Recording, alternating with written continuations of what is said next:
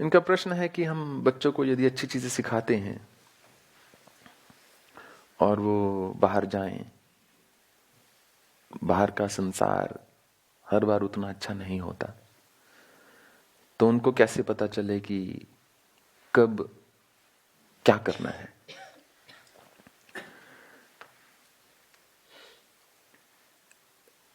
अगर जो अच्छाई है उसको वास्तविकता में देखा जाए या समझा जाए, तो आप पाएंगे कि अच्छाई जो होती है वो एक दिए की भांति होती है, प्रकाश। यदि आप प्रकाश लेकर चल रहे हो, अंधकार अपने आप दूर होगा, क्योंकि संस्कार देने में कमी नहीं रखनी चाहिए। हमको अपनी ओर से अच्छा ही सिखाना चाहिए। ऐसा नहीं कि अच्छा सीखने से बच्चे अनसेफ हो जाएंगे। हम ये नहीं कह रहे कि बाहर जाकर अपनी रक्षा मत करो या बाहर जाकर किसी को ना बोल सको।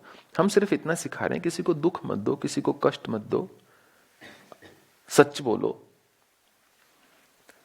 पहले तो 3 साल से ऊपर जो बच्चा होता है वो इतना समझदार हो जाता है कि चाहे आप समझा रहे हैं या नहीं, उसको पता है कब झूठ बोलना है। जो बच्चा 3 साल की उम्र के बाद झूठ बोलना नहीं सीखता या नहीं बोल पाता, तो उसके डेवलपमेंटल माइलस्टोन्स में कमी है, मीट नहीं हो रहे। जिसका ब्रेन फुली डेवलप हो रहा है वो बच्चा जो है 3 साल के बाद झूठ बोलना सीख जाता है। उससे पहले भी वैसे तो, पर 3 साल के बाद इतना बढ़िया बोल सकता है कि आप पकड़ नहीं पाओगे। There's a psychologist called Dr. Thalwar. She's in Vancouver, in Canada. She spent her lifetime researching why children lie. और उसमें उन्होंने रिसर्च ऐसे ग्रुप्स क्रिएट किए. They got researchers, psychologists who could read people. वो भी नहीं बता सके कि जो सामने वाला बच्चा है वो मेड अप स्टोरी बता रहा है या एक्चुअल में उसके साथ हुआ.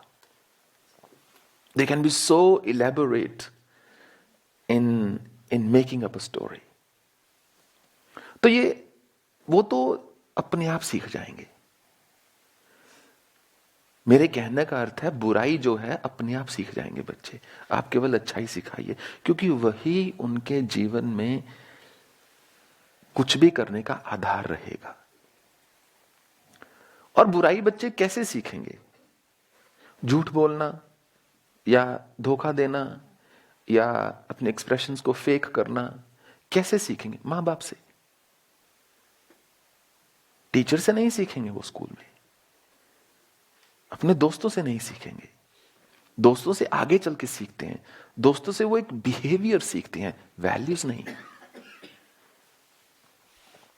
बाहर जाकर बच्चा आचरण देख सकता है कि अरे ये भी चलता है,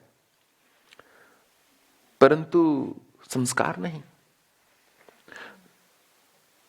संस्कार केवल और केवल परिवार से मिलते हैं सबसे पहले. उसके बाद कुछ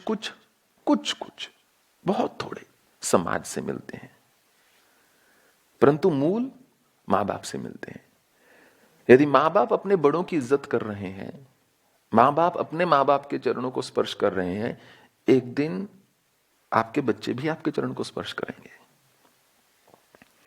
यदि मां बाप अपने बड़े बूढ़ों को गाली दे रहे हैं तो तैयार रहो,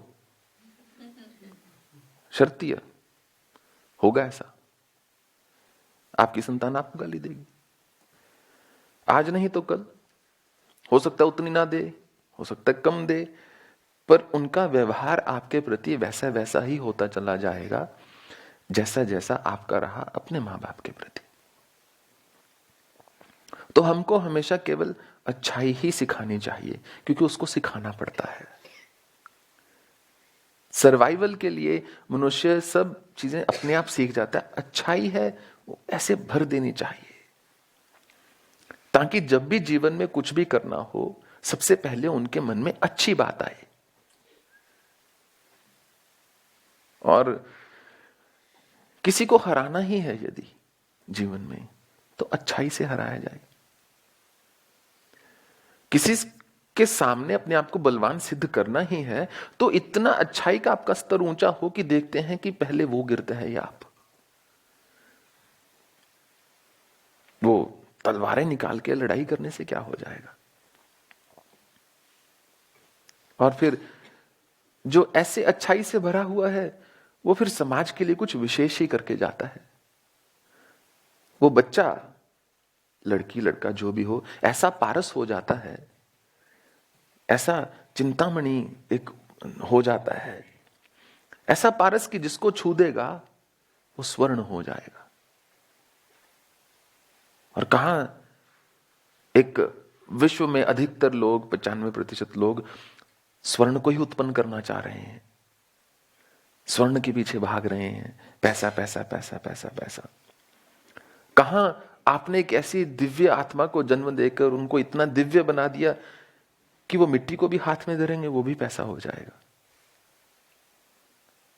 एक आध्यात्मिक स्वर्ण, एक भौतिक स्वर्ण, जिस व्यक्ति जिस चीज को वो पारस छू देगा वो स्वर्ण हो जाएगा। तो बहुत भाग्यशाली होते हैं वो बच्चे जिनके मां बाप उनमें ऐसा संस्कार देते हैं। ये कोई सरल या साधारण या सुगम चीज नहीं है, क्योंकि माँ बाप अक्सर खुद इतने दुखी होते हैं, इतना कुछ उनके जीवन में चल रहा होता है कि हर समय संभव नहीं होता कि बच्चों के सामने सब अच्छा ही अच्छा प्रस्तुत किया जाए। और ऐसा नहीं, बुरा प्रस्तुत करने से बच्चे क्षीण पड़ जाते हैं, कमजोर हो जाते हैं, वो भी एक रियलिटी है, संसार की वास्तविकता है जो उनको बलवान बनाती है। तो हमको एक स्वाभाविक स्वरूप में चलना चाहिए बच्चों के साथ, और अच्छाई से भर देंगे तो कोई उनके साथ हो ना हो, प्रकृति हमेशा साथ रहेगी, ईश्वर हमेशा साथ रहते हैं। वो रहती ही उस व्यक्ति के साथ है जिसकी नीयत साफ है। बात खत्म। जिसकी नीयत साफ है, कभी देख लेना, वो व्यक्ति जीवन में अवश्य फलेगा। उसके जीवन में हो सकता है साधन थोड़ा कम हो, सुख कम नहीं होगा। हो सकता है उसके बिस्तर पर 50,000 का गद्दा ना बिछा हो, पर 8 घंटे की नींद उसको अच्छी आएगी। हो सकता है उसके पास खाने को भांति भांति के विविध प्रकार के, नाना प्रकार के व्यंजन ना हो, पर वो स्वाद पूरा लेगा भोजन का, उसकी पाचन शक्ति पूरी तरह काम करेगी। ये जो चीज है ना, ये केवल और केवल अच्छाई दे सकती है, और इसीलिए अच्छा बनना आसान नहीं होता। उसके लिए मनुष्य को मेहनत करनी पड़ती है। एक बार आपका स्वभाव बन गया अच्छा होना, फिर दिक्कत नहीं है। That's my answer.